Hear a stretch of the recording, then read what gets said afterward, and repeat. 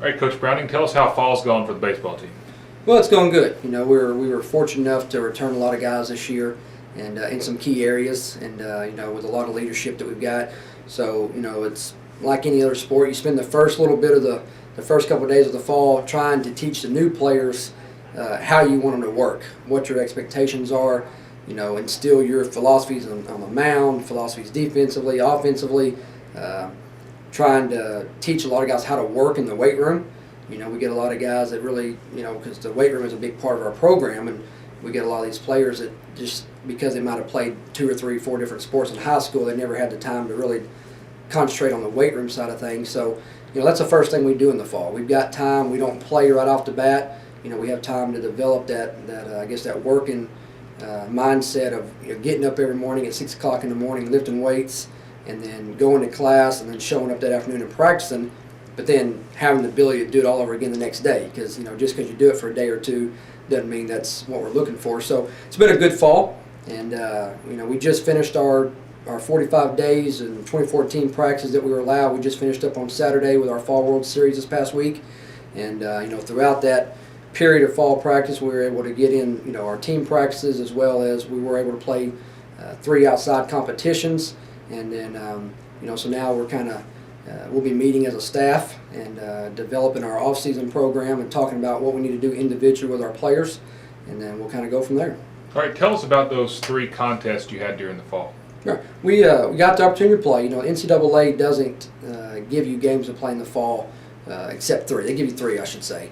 And we took advantage. We had a little JUCO showcase where Arkansas Baptist out of Little Rock, Hill College out of Texas, and then also Paris Junior College out of Texas all came in for the weekend. And really what we did is we all just played each other. But it gave us a chance to put our guys out there against another color uniform. And, you know, we preach to our guys that even though these don't count on the stats or count on the record, that they do mean a lot, because it's an evaluation period for the coaches. We get to see how guys are going to perform when somebody else steps out there.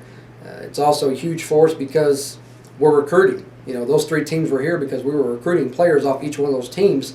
You know, and it's one of those things you want to have a good showing, and we did. Our guys played well.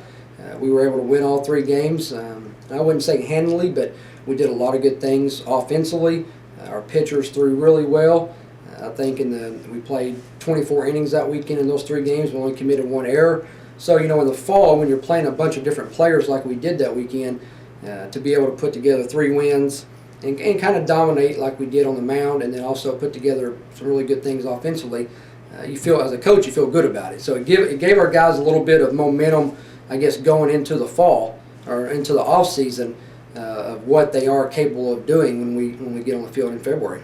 Tell us about what the off season holds for the Mule Riders. Okay, you know, the off season for us, we'll do a lot of individual work, and that's what myself and the rest of our coaches will be meeting today and tomorrow.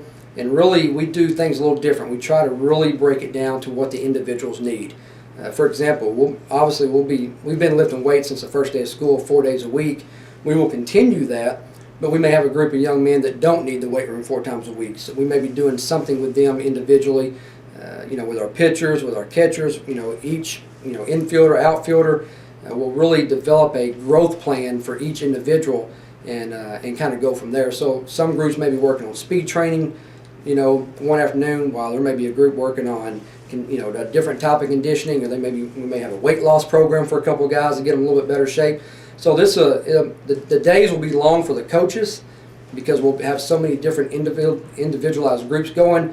But I think in the long run, these next 3 weeks will be over. We'll be happy that we're doing it the way we're doing it. And then, you know, right after Thanksgiving, we call it Mule Rider Olympics.